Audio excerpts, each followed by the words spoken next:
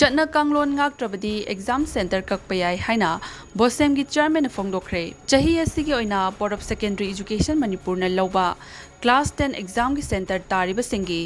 ASO amasung oza singna Chatna Kanglon Ngaklaktrabadi fangfam thokpa chairak pinaba taksinbaga loinana question leak oirak pagi haurafam oiriba exam center sing mathang chahida exam center ohelaktaba yana lei haina Bosem gi chairman Akham Joy Kumar na Babuparada leiba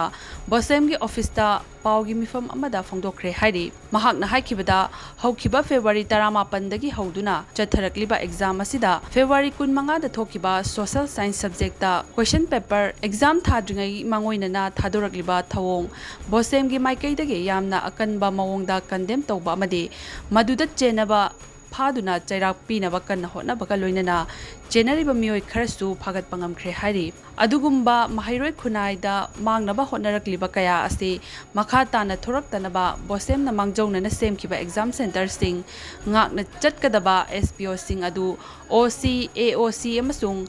SO na Chapchana Tabakta Ontokadabani Su Haiki Mahak na makata question leak oheliba center sing mathangi chahi ge exam da exam center pi dabaga loinana maduda kupna thijillaga paikhalakpa yaba thabaksu tawgani haiki kanagumba kharana mingchat fangnaba pass yamna tawnaba aranba thawong sing adu khudakta lepinaba loinana afaba lamdam ama oibada aikoi puna hotnaminasi su haiki hairi